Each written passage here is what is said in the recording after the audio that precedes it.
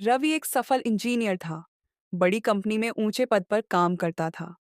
एक दिन वह ऑफिस से लौट रहा था, तभी सिग्नल पर उसकी नजर एक बूढ़ी औरत पर पड़ी, जो फटे पुराने कपड़ों में भीख मांग रही थी।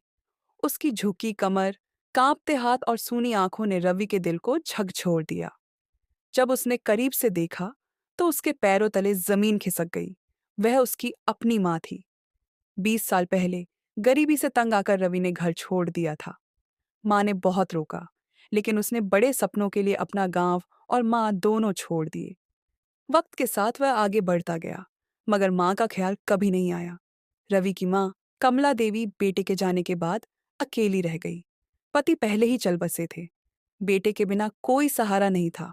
उसने लोगों के घर काम किया, पेट भरने के लिए संघर्ष किया, लेकिन जब शरीर ने साथ छोड़ दिया, तो सड़क पर आ गई।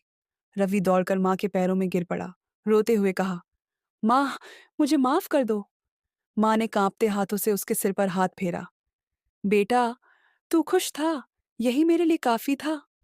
रवि माँ को घर ले गया, मगर उसकी आत्मा पर लगे पछतावे के घाव शायद कभी नहीं भर पाए।